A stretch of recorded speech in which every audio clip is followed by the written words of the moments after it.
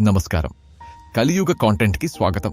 ఈరోజు మనం ఒక అత్యంత ముఖ్యమైన మరియు భావోద్వేగపూరితమైన విషయం గురించి మాట్లాడుకుందాం. అదే మన ఊరి చెరువుల ప్రస్థానం. ఒకప్పుడు ఇవి మన గ్రామాల ప్రాణవాయువు లాంటివి. కానీ నేడు వాటి పరిస్థితి ఏంటి? చిన్నప్పుడు మా తాతయ్య చెప్పేవారు, ఒరే, ఈ చెరువే మా చిన్నప్పుడు మంచినీళ్ల బావి అని. అప్పుడు నాకది వింతగా అనిపించేది. ఎందుకంటే మనం చూసే చెరువులు ఇప్పుడు నీళ్ల కంటే ఎక్కువ ప్లాస్టిక్, మానవ మరియు జంతు వ్యర్థాలు మరియు చెత్తతో నిండి కనిపిస్తున్నాయి. కానీ నిజానికి 1990లకు ముందు ఆ చెరువు నీళ్లే మన గ్రామాల్లోని ప్రతి ఇంటికి ఆధారం.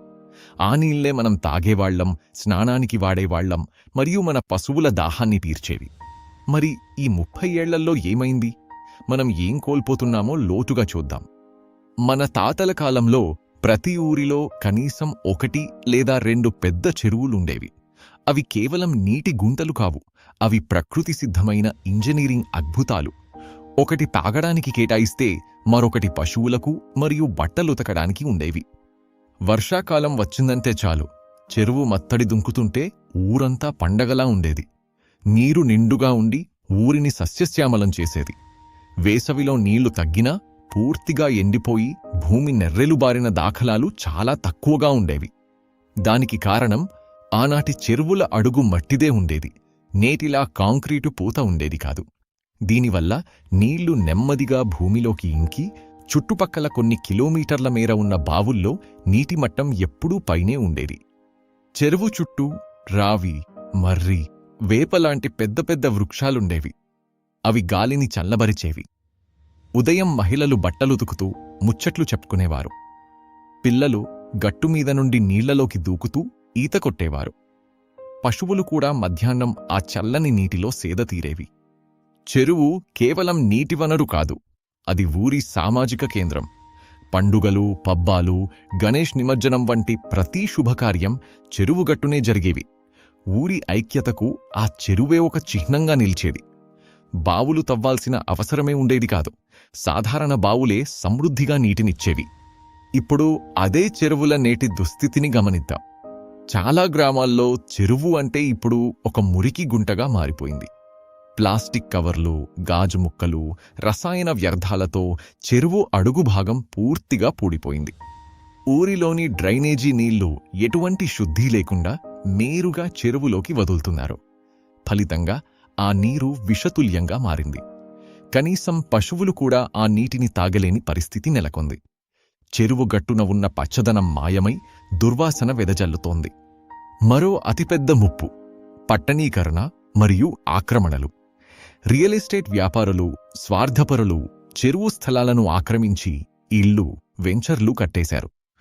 ఒకప్పుడు 10 ఎకరాల్లో ఉన్న చెరువు ఇప్పుడు 1 ఎకరం కూడా లేని చిన్న కుంటగా కుంచించుకుపోయింది. వాననీరు రావడానికి ఉన్న దారులన్నీ మూసుకుపోయాయి. చెరువులు ఎండిపోవడంతో భూగర్భ జలాలు అడుగంటిపోయాయి. అందుకే ఇప్పుడు ప్రతి రైతు, ప్రతి ఇంటివాడు బోరుబావుల మీద ఆధారపడుతున్నారు. 30 ఏళ్ల క్రితం 30 అడుగుల్లో పడే నీళ్లు ఇప్పుడు 600 నుండి 800 అడుగుల లోతుకు వెళ్లినా దొరకడం లేదు. ఇది మన భవిష్యత్తుకు పెద్ద హెచ్చరిక.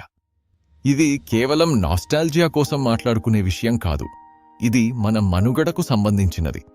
చెరువులు వాననీటిని ఒడిసిపట్టి, భూమిని తడిపి, రాబోయే తరాలకు నీటి భద్రతను ఇచ్చే బ్యాంకులు లాంటివి. అవి లేకపోతే వర్షం నీరు వృధాగా సముద్రం పాలవుతుంది. వేసవిలో ఉష్ణోగ్రతలు పెరగడానికి కూడా చెరువుల వినాశనం ఒక కారణం. చెరువు మరియు దాని చుట్టూ ఉన్న చెట్లు ఒక సహజమైన ఎయిర్ కండీషనర్ లాగా పనిచేసి గాలిని చల్లబరిచేవి. ఆ చల్లదనం ఇప్పుడు మన గ్రామాల్లో కూడా మాయమైపోతోంది. మనం కాంక్రీటు అడవుల్లో బందీలవుతున్నాం. కానీ ఆశ ఇంకా చావలేదు. కొన్ని చోట్ల గ్రామస్తులే స్వచ్ఛందంగా ఏకమై చెరువులను బాగు చేసుకుంటున్నారు. పూడిక తీయడం, మానవ మరియు జంతు వ్యర్థాలను తొలగించడం, ఆక్రమణలను అడ్డుకోవడం వంటి పనులు చేస్తున్నారు. ఇది మనందరి బాధ్యత. మన ఊరిని మనం కాపాడుకోవాలంటే చెరువును బ్రతికించుకోవాలి. చూశారు కదా మన ఊరి చెరువుల కథ. మీ ఊరిలో చెరువు పరిస్థితి ఎలా ఉంది? అది ఇంకా నిండుగా ఉందా లేక ఆక్రమణలకు గురైందా? మీ ఊరి పేరుతో పాటు చెరువు పరిస్థితిని కామెంట్లలో తెలియజేయండి. మీ ఒక్క కామెంట్ కూడా ఒక పెద్ద చర్చకు దారితీయవచ్చు. ఈ వీడియో మీకు నచ్చితే లైక్ చేయండి, మీ స్నేహితులతో పంచుకోండి. ఇలాంటి మరిన్ని విశ్లేషణల కోసం కలియుగ కాంటెంట్కి సబ్స్క్రైబ్ చేయండి.